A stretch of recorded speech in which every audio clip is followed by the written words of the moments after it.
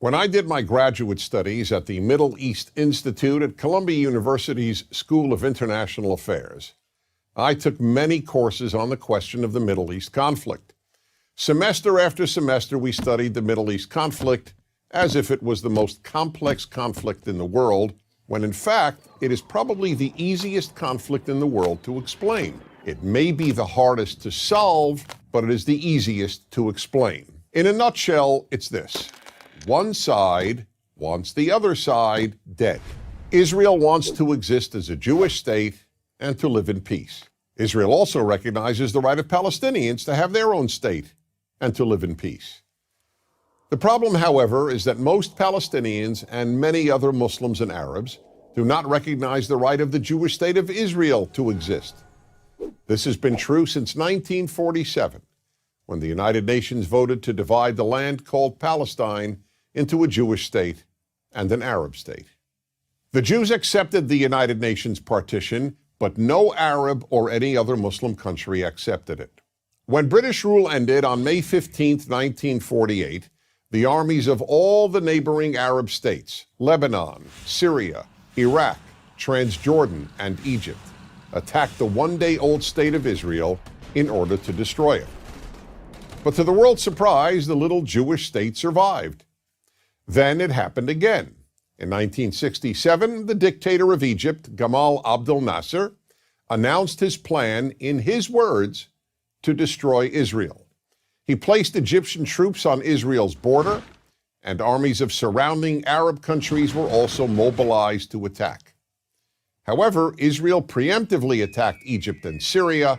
Israel did not attack Jordan and begged Jordan's king not to join the war. But he did. And only because of that did Israel take control of Jordanian land, specifically the West Bank of the Jordan River. Shortly after the war, the Arab states went to Khartoum, Sudan, and announced their famous three no's: no recognition, no peace, and no negotiations. What was Israel supposed to do? Well, one thing Israel did a little more than a decade later in 1978 was to give the entire Sinai Peninsula, an area of land bigger than Israel itself and with oil, back to Egypt, because Egypt, under new leadership, signed a peace agreement with Israel. So Israel gave land for the promise of peace with Egypt, and it has always been willing to do the same thing with the Palestinians. All the Palestinians have ever had to do is recognize Israel as a Jewish state and promise to live in peace with it.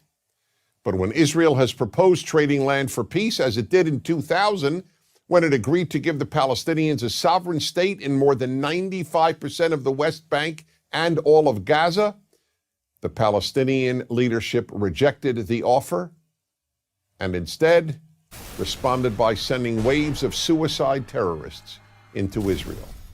Meanwhile, Palestinian radio, television, and school curricula remain filled with glorification of terrorists, demonization of Jews, and the daily repeated message that Israel should cease to exist. So it's not hard to explain the Middle East dispute. One side wants the other dead.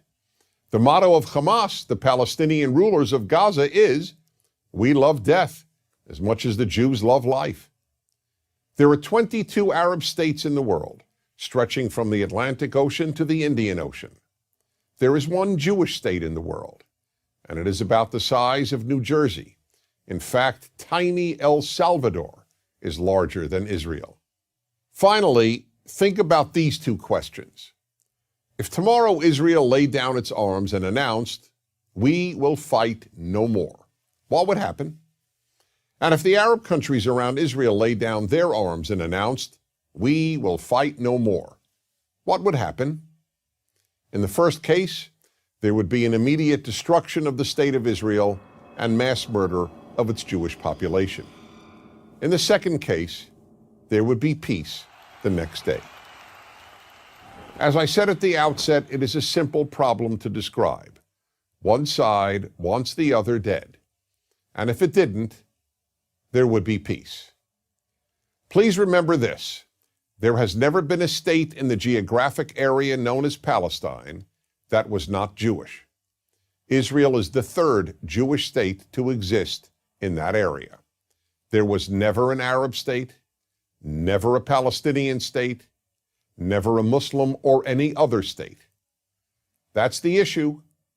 Why can't the one Jewish state the size of El Salvador be allowed to exist?